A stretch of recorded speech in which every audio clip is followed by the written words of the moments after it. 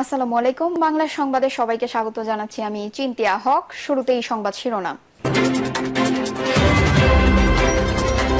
যারা এনসিসি গঠনের বিপক্ষে তারা ফ্যাসিস্টবাদী কাঠামোয় থাকতে চায়, বলছেন নাহিদ ইসলাম। এদিকে ইশরাকের কর্মকাণ্ড ক্রিমিনাল অফেন্স, বলছেন উপদেষ্টা আসিফ। জানাবো, আমরা কখনোই সরকারকে ব্যর্থ করতে চাই না, বলছে জামায়াত। ইরানে অবৈধ হামলা বন্ধের দাবি রাশিয়ার। এবং সর্বশেষ জানাবো, গাজায় গণহত্যা চলছেই, একদিনে ইসরায়েলি হামলায় 140 জন ফিলিস্তিনি নিহত। শুনছিলেন সংবাদ শিরোনাম, এবারে বিস্তারিত। যারা এনসিসি গঠনের বিপক্ষে তারা ফ্যাসিস্টবাদী কাঠামোয় থাকতে চায়, বলছেন নাহিদ ইসলাম। জাতীয় নাগরিক পার্টির আহ্বায়ক নাহিদ ইসলাম বলেছেন, কয়েকটি রাজনৈতিক দল জাতীয় সাংবিধানিক কাউন্সিল গঠনের বিপক্ষে মতামত দিয়েছে। আমরা বলতে চাই, যারা এনসিসি গঠনের বিপক্ষে তারা মূলত ফ্যাসিস্টবাদী কাঠামোয় থেকে যেতে চায়। অন্তর্বর্তী সরকারকে উদ্দেশ্য করে নাহিদ ইসলাম বলেন, আমরা জানতে চাই, আপনারা কি আগের ফ্যাসিস্টবাদী কাঠামোয় থেকে যেতে চান? কারণ কয়েকটি রাজনৈতিক দল জাতীয় সাংবিধানিক কাউন্সিল গঠনের বিপক্ষে মতামত দিয়েছে। আমরা বলতে চাই, যারা এনসিসি গঠনের বিপক্ষে তারা মূলত ফ্যাসিস্টবাদী কাঠামোয় থেকে যেতে চায়। নাহিদ ইসলাম বলেন, মানবাধিকার কমিশন থাকার পরও বিগত 16 বছর তারা কোনো কথা বলেনি। দুদক ও নির্বাচন কমিশন তাদের কার্যক্রমে বিশ্বাসযোগ্যতা হারায়, কারণ তারা একটি দল ও ব্যক্তির আজ্ঞাবহনে পরিণত হয়েছিল। এনসিসি গঠনের ক্ষমতার ভারসাম্য হিসেবে উল্লেখ করে নাহিদ ইসলাম বলেন, নির্বাহী বিভাগের অসম ক্ষমতা হ্রাস করতে আমাদের নতুন বাংলাদেশের যাত্রা। তাই আমরা এনসিসি গঠনের পক্ষে মত দিয়েছি, তবে এখানে স্বতন্ত্র বাহিনী প্রধান নিয়োগের ক্ষমতা থাকা উচিত নয়। পাশাপাশি এনসিসিতে রাষ্ট্রপতি ও প্রধান বিচারপতিকে রাখা উচিত নয়। এটা নিয়ে আরো আলোচনার প্রয়োজন আছে। ইশরাকের কর্মকাণ্ড ক্রিমিনাল অফেন্স, বলছেন উপদেষ্টা আসিফ। বিএনপির নেতা ইশরাক হোসেনের চলমান কর্মকাণ্ডকে ক্রিমিনাল অফেন্স হিসাবে আখ্যা দিয়েছে স্থানীয় সরকার উপদেষ্টা আসিফ মাহমুদ সজীব ভুঁইয়া। এক বেসরকারি টেলিভিশনে দেওয়া সাক্ষাৎকারে তিনি একথা বলেন। ইশরাক হোসেন বর্তমান যে ধরনের আচরণে জড়াচ্ছেন তা স্পষ্টভাবে আইনের লঙ্ঘন। তাকে ভুল পথে পরিচালনা করা হচ্ছে, রাজনৈতিক স্বার্থে তাকে ব্যবহার করা হচ্ছে। সরকার বিএনপি বর্তমান সম্পর্ক ভালো উল্লেখ করে আসিফ মাহমুদ বলেন, এই ইতিবাচক সম্পর্ক যেন ক্ষতিগ্রস্ত না হয়, সেজন্য ইশরাককে আরও দায়িত্বশীল ভূমিকা নিতে হবে। তিনি আরও জানান, ইশরাকের মেয়র হিসাবে শপথ গ্রহণের বিষয়টি প্রাথমিকভাবে ফাইল তৈরি হলেও বিষয়টি তখনও বিচারাধীন থাকায় আইন মন্ত্রণালয়ের পরামর্শে তা বন্ধ রাখা হয়। জনগণের স্বার্থে ইশরাকের সংগঠনের পথ ছেড়ে দিয়ে আলোচনার মাধ্যমে সমস্যা সমাধানের আহ্বান জানায় উপদেষ্টা। তিনি বলেন, সমঝোতার মাধ্যমে সব সমস্যার সমাধান সম্ভব। রাজনৈতিক পরিপক্কতা ও দায়িত্ববোধই এখন সবচেয়ে প্রয়োজন। এদিকে শপথ না নিয়ে ঢাকার দক্ষিণ সিটি কর্পোরেশনের বিভিন্ন কার্যক্রম চালিয়ে যাচ্ছেন ইশরাক হোসেন। বুধবার নগর ভবনে অনুষ্ঠিত টানা অবস্থান কর্মসূচিতে অংশ নিয়ে মশক নিধন কার্যক্রম উদ্বোধন করেন তিনি। একদিকে এক সংবাদ সম্মেলনে সরকারকে একতরফাভাবে প্রশাসন দিয়ে নগর পরিচালনার অভিযোগও করেন তিনি।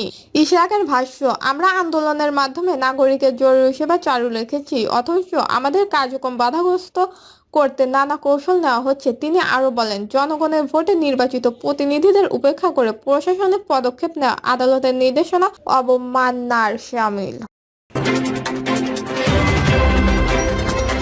আমরা কখনোই সরকারকে ব্যর্থ করতে চাই না, বলছে জামায়াত। বাংলাদেশ জামায়াত ইসলামী কেন্দ্রীয় নায়েবে আমির সৈয়দ আব্দুল্লাহ মোহাম্মদ তাহের বলেছেন, আমরা কখনোই সরকারকে ব্যর্থ করতে চাই না, আমরা সরকারকে সহযোগিতা করতে চাই। বুধবারের আলোচনা প্রসঙ্গে সৈয়দ আব্দুল্লাহ মোহাম্মদ তাহের বলেন, জামায়াত ইসলামী এনসিসি গঠনের পক্ষে, এর মাধ্যমে ক্ষমতার ভারসাম্য রক্ষা করা সম্ভব হবে। তবে এনসিসির গঠন ও আয়ত্ত নিয়ে ভিন্ন মতে কথা বলেন তিনি। এনসিসিতে রাষ্ট্রপতি ও প্রধান বিচারককে না রাখার পক্ষে মত দিয়েছে জামায়াত। এই প্রসঙ্গে সৈয়দ আব্দুল্লাহ মোহাম্মদ তাহের বলেন, তিন বাহিনীর প্রধানকে নিয়োগ এই কমিটির আয়ত্তে না রাখার পক্ষে জামায়াত ইসলামী, তবে বিষয়টি আরও আলোচনার দাবি রাখে। ডক্টর ইউনূস ও তারেকের যৌথ সংবাদ সম্মেলন প্রসঙ্গে তাহের বলেন, কোন রাজনৈতিক দলের সঙ্গে সরকারের যৌথ সংবাদ সম্মেলন ইতিহাসে বিরল ঘটনা। এই ঘটনা দেশের বাকি সব রাজনৈতিক দলগুলো কিছুটা বিব্রত। এখানে আপত্তি ছিল জামায়াত ইসলামী। সৈয়দ আব্দুল্লাহ মোহাম্মদ তাহের জাতীয় ঐকমত্য কমিশনের সঙ্গে দ্বিতীয় পর্যায়ে দ্বিতীয় বৈঠকে জামায়াত ইসলামী অংশ না নেওয়ার অন্যতম কারণ হিসাবে এটিকেই উল্লেখ করেন। তিনি আরো বলেন, নিরপেক্ষতা হারালে সরকার প্রধান ও ঐকমত্য কমিশন বেশি দূর এগোতে পারবেন না। তিনি বলেন, গতকাল দুপুরে প্রধান উপদেষ্টা জামায়াত আমের সঙ্গে কথা হয়েছে। আমরা মনে করি এরপর প্রধান উপদেষ্টা জামায়াত ইসলামীর বক্তব্য অনুধাবনের চেষ্টা করবেন। পরবর্তী সময়ে জামায়াত ইসলামী বুধবার আলোচনায় অংশ নেওয়ার সিদ্ধান্ত নেয়। গত 13 জুন লন্ডনে অন্তর্বর্তীকালীন সরকারের প্রধান উপদেষ্টা অধ্যাপক ডক্টর মোহাম্মদ ইউনূস ও বিএনপির ভারপ্রাপ্ত চেয়ারম্যান তারেক রহমানের বৈঠক হয়। বৈঠক শেষে যৌথ বিবৃতিতে আগামী রমজান শুরুর আগের সপ্তাহে অর্থাৎ ফেব্রুয়ারিতে নির্বাচনের কথা বলা হয়। অধ্যাপক ইউনূস ও তারেক রহমানের বৈঠক শেষে যৌথ ব্রিফিংয়ের আসনে অন্তর্বর্তী সরকার ও বিএনপির প্রতিনিধিরা। এই বৈঠকের পরের দিনই জামায়াত ইসলামীর কেন্দ্রীয় নির্বাহী পরিষদের বৈঠকে বলা হয়, একটি রাজনৈতিক দলের সঙ্গে বৈঠক শেষে বিদেশে যৌথ সংবাদ সম্মেলন ও বৈঠকের বিষয় সম্পর্কে যৌথ বিবৃতি নৈতিকভাবে কিছুতেই যথার্থ নয়। যৌথ বিবৃতিতে দেওয়া দেশের রাজনৈতিক সংস্কৃতি ব্যাহত। এর মাধ্যমে প্রধান উপদেষ্টা একটি দলের প্রতি বিশেষ অনুরাগ প্রকাশ করেছেন, যা তার নিরপেক্ষতাকে ক্ষুণ্ণ করেছে। জাতীয় ঐকমত্য কমিশনের একটি সূত্র জানায়, গতকাল বৈঠকে যে জামায়াত থাকবে না এই বিষয়ে দলটির পক্ষ থেকে জানানো হয়। কারণ হিসেবে দলটি বলেছে, প্রধান উপদেষ্টা লন্ডন সফরে বিএনপির ভারপ্রাপ্ত চেয়ারম্যান তারেক রহমানের সঙ্গে বৈঠকের পর যৌথ ঘোষণার মাধ্যমে জামায়াতকে ইগনোর করা হয়েছে বলে মনে করেন দলটি। তবে গতকাল বৈঠকের পর বিকালে সংবাদ সম্মেলনে প্রধান উপদেষ্টা প্রেস সচিব শফিকুল আলম বলেন, জামায়াত ইসলামীর সঙ্গে আমাদের কথা হয়েছে। আমরা মনে করছি আলোচনায় তারা অংশ নেবে। ইরানে অবৈধ হামলা বন্ধের দাবি রাশিয়ার। রাশিয়ার পররাষ্ট্র মন্ত্রণালয় মঙ্গলবার এক বিবৃতিতে ইসরায়েলের ইরানের পারমাণবিক স্থাপনাগুলোর ওপর অবৈধ হামলা বন্ধের আহ্বান জানিয়েছে। পশ্চিমা দেশগুলোর বর্তমান সংকটপূর্ণ পরিস্থিতিকে কাজে লাগিয়ে রাজনৈতিক শত্রুতার প্রতিশোধ নেওয়ার চেষ্টা করছে বলে অভিযোগ করেন দেশটি। বিবৃতিতে বলা হয়, ইরানের শান্তিপূর্ণ পারমাণবিক স্থাপনাগুলোর ওপর ইসরায়েলের ধারাবাহিক ও তীব্র হামলা আন্তর্জাতিক আইনের দৃষ্টিতে অবৈধ।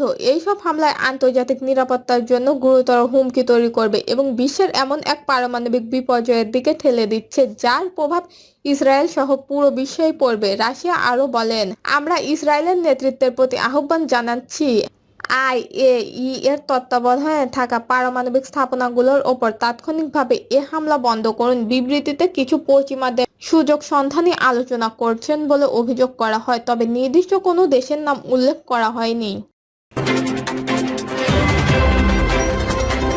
গাজায় গণহত্যা চলছে।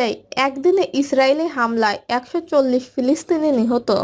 গত 24 ঘন্টায় ইসরায়েলি হামলায় অবরুদ্ধ গাজা উপত্যকায় কমপক্ষে 140 জন ফিলিস্তিনি নিহত হয়েছে। স্থানীয় স্বাস্থ্য কর্মকর্তাদের বরাতে রয়টার্সের খবর জানিয়েছেন।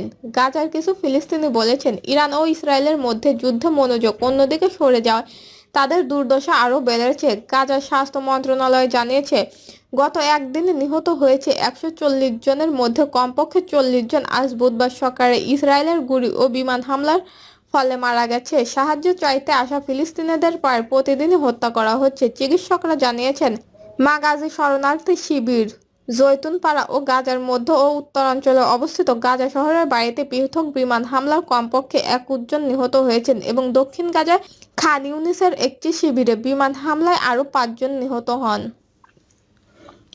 দর্শক, এই ছিল এখনকার সর্বশেষ নিউজটি ভালো লাগলে একটি লাইক দিন, কমেন্টে আপনার মতামত জানান এবং আমাদের পাশে থাকার জন্য বেল বাটনটি অন করে রাখুন। ধন্যবাদ।